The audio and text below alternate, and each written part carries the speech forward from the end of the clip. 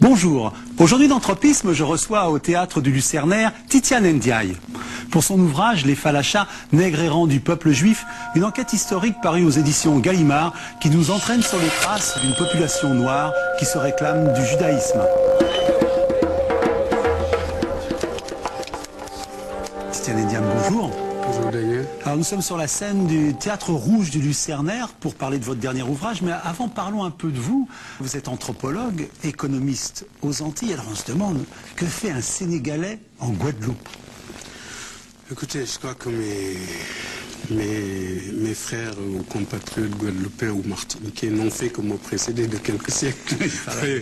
Et un anthropologue aime bien vivre au sein des sociétés qu'il est amené à décrire par la suite. De Mémoire d'errance à cet ouvrage passant par Passion créole ou l'Empire de Chaka Zulu, je retrace un peu l'odyssée du peuple noir et dont fait partie forcément les Antilles.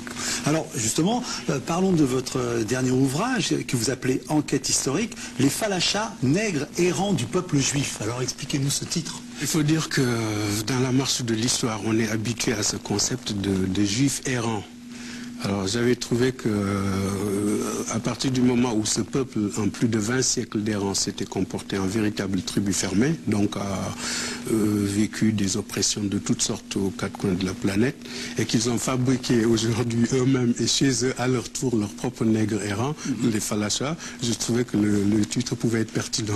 Alors justement, ces Falachas, qui sont-ils? Parce qu'on les connaît, mais pas si bien que ça, justement. Il faudrait revenir déjà à la genèse de cette histoire, c'est-à-dire aux événements dramatiques du milieu des années 80 où une famine atroce et la guerre civile en fait ravageaient l'Éthiopie. C'est à ce moment-là que le monde entier avait entendu parler d'une population juive et noire qui était perdue en terre africaine depuis des siècles. Alors Israël avait décidé le rapatriement à l'époque.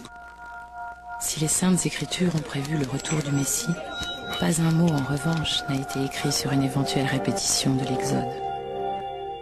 Alors donc, il y a une opération dont vous parlez beaucoup, qui est l'opération Salomon, et dont vous situez un peu les tenants et les aboutissants. Alors quelle est cette opération Salomon? Salomon et Moïse étaient les noms qu'on avait donnés pour baptiser les deux opérations d'évacuation, c'est-à-dire celle de 1985 et celle de 91. Alors, dans ce deuxième chapitre, quand je parle de tenants et aboutissants, c'est-à-dire les dessous de ces opérations, bon, il est vrai que la singulière histoire de Juifs et de surcroît noirs ou métis qui avaient vécu au fond des montagnes africaines avait forcément intrigué la plupart des observateurs de l'époque. Alors, la question qui se posait était de savoir pourquoi on avait ignorer une population pendant des siècles et que tout d'un coup on l'évacuait dans des circonstances extrêmement médiatisées.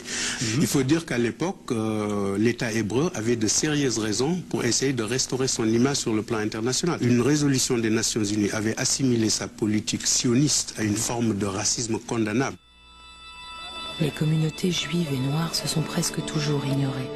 En fait, il existe comme un contentieux inavouable entre elles. Et tout ceci, aux yeux des Africains et de leur diaspora, s'est déroulé à un moment où l'État hébreu s'était positionné d'une façon tout à fait inexplicable comme l'allié le plus sûr et le plus fidèle de l'Afrique du Sud de l'apartheid. C'est-à-dire du seul État au monde qui avait inscrit la ségrégation raciale dans sa constitution. Ça, c'était l'un des bénéfices, donc, une sorte de clin d'œil que Israël, en rapatriant ses Juifs noirs, voulait démontrer que ce n'était pas un État aussi raciste que les autres, etc. Titiane Ndiaye, je sais que vous n'aimez pas être coupé dans vos explications, mais vous savez que dans Tropisme, chaque semaine, un lecteur pose une question à notre invité. Vous verrez qu'il est en rapport avec votre façon d'éclairer certains points de l'histoire qui sont obscurs encore. Bonjour Titiane, je m'appelle Guy. Dites-moi, Moïse est-il vraiment l'ancêtre des Falachas? Il faut savoir qu'il y a la thèse israélienne. Et d'après les rabbins israéliens, les Falachas seraient descendants de la tribu perdue de Dan. Bon, thèse que je conteste fortement. Dans ma thèse, et qui s'appuie sur les archives égyptiennes, c'est-à-dire que En réalité, c'est au cours d'une sombre histoire de succession en Égypte entre le XIIIe et le XIIe siècle, c'est-à-dire à peu près la période où la Bible situe l'Exode. Des affrontements armés avaient opposé deux factions rivales en Égypte. Alors, tout le monde a vu la reconstitution des 10 commandements de Dieu avec le réalisateur britannique Cecil B. DeMille, Moïse qui fend les eaux du Nil pour laisser pas. J'ai bien peur qu'il ne faille ranger tout ça au chapitre de la mythologie. Oui. En réalité, les combattants défaits et qui avaient fui l'Égypte sous la direction du chancelier Béat avaient tout simplement décidé de se rendre en Éthiopie. Et dans cette armée se côtoyaient deux sortes d'individus. Il y avait les Chessous, un qualificatif égyptien qu'on donnait aux Asiatiques qui étaient installés sur le Nil. Il y avait aussi les Abirous, et c'est le mot Abirou qui va donner le nom de Hébreu. Au cours de la fuite d'Égypte, ils comptaient très peu de femmes au sein dans leur rang. Ils ont donc fini par se mélanger par la tribu locale des Agaos, ce qui a donné dans un premier temps la branche métissée des Kémantès, puis celle des Falachas. Donc leur véritable ancêtre étaient les compagnons du chancelier Béat, et ça gêne beaucoup de rabbins israéliens parce que c'est à partir de cette histoire que les rédacteurs des récits bibliques se sont inspirés pour inventer de toutes pièces celles de Moïse et de l'Exode qui n'ont jamais existé. Dans ce même temps, le Seigneur étendra une seconde fois sa main pour racheter le reste de son peuple. Tidiane Ndiaye, on a envie de vous poser la question. Quelle est pour vous la thèse centrale de votre ouvrage? Enfin, tout tourne autour des Falachas. La question que je me suis posée, c'est pourquoi un peuple d'Africains, de Noirs ou de Métis en tout cas, d'Africains, que l'on dit sémites, juifs, a été reconnu et rapatrié en Israël dans des circonstances extrêmement médiatisées et qu'aujourd'hui on leur réserve l'une des places les plus dégradantes dans cette société. Pourquoi qu'en est-il aujourd'hui des Falachas? Écoutez, le constat est éloquent. Hein. S'ils ne sont pas versés en masse dans l'armée comme gardes-frontières ou autres Chiracanos, ils sont marginalisés. Ils monopolisent à la fois les niveaux d'emploi les plus bas du marché comme les revenus les plus faibles. Il faut dire pas constitué d'élite? Non, pas encore. Même la deuxième génération. Pourquoi? Parce que leurs enfants ont été pendant longtemps exclus du système scolaire. Et dans les rares établissements où on les accepte, ils sont battus et souvent traités de sales nègres par les professeurs. Vous voyez? Alors c'est très difficile à dire. Je ne sais pas si c'est le lieu, mais c'est ce qui m'a fait penser que bien que peuple ayant subi beaucoup d'oppression aux quatre coins de la planète, et c'est encore malheureusement le cas aujourd'hui, il faut toujours le dénoncer, les Juifs non plus ne sont pas exempts d'attitudes d'exclusion et de racisme envers même une partie de leurs coreligionnaires sous prétexte de métissage. Les anciennes victimes reproduisent souvent ce qu'elles ont vécu. Elles peuvent devenir des bourreaux et un peuple émancipé opprimer leur minorité. Mais est-ce que ça ne pose pas, en allant un petit peu plus loin, même le problème de l'intégration? Est-ce que toute intégration ne se bute pas à la couleur de la peau un jour ou l'autre? Tout dépend des sociétés dont on parle. Quand la variable ethnique intervient, pour parler en langage de statisticien, quand la variable ethnique intervient dans le processus d'intégration, cela devient beaucoup plus complexe. Dans la société israélienne même, entre les années 50 et 60, ce qu'on appelle les séfarades, c'est-à-dire les juifs qui sont originaires des pays orientaux, ont connu des problèmes énormes d'intégration. Ils se sont heurtés à cette élite européenne qu'on appelle les Ashkénazes. Bon, aujourd'hui, apparemment, les Falachas ont remplacé les Ashkénazes.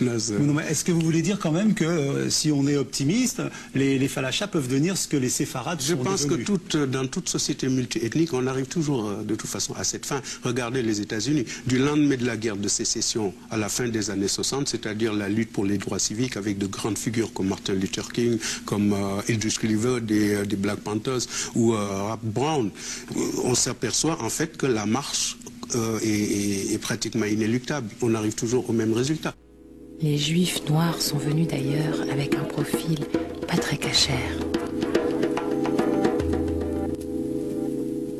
Tidiane Ndiaye, je voudrais vous remercier et dire à nos téléspectateurs combien il faut lire votre livre. Ici, nous avons eu un entretien un peu bref et qui peut-être n'a fait qu'effleurer les choses et les problèmes dont vous parlez, mais réellement, je crois qu'on ne sort pas identique et intact de la lecture de votre texte, les Falachas nègres errants du peuple juif, qui chacun d'une manière ou d'une autre nous renvoie un petit peu à notre propre errance.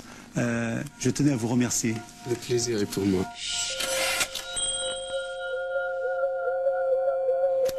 Comme chaque semaine dans Tropisme, nous allons à la rencontre du coup de cœur d'un libraire. Bonjour Daniel, le coup de cœur de la librairie L'Harmattan, 5e arrondissement, c'est Mes Afriques, mes Ivoires de Cal Torabuli.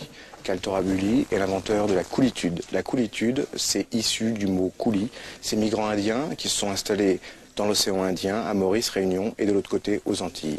Kaltorabuli est un théoricien de la créolité. Il est également une sorte de porte-parole d'une langue calme, voire même câline. Mes Afriques, mes Ivoires de Kaltorabuli est publié aux éditions L'Harmattan. Merci Daniel. C'était Tropisme. Au revoir et à la semaine prochaine.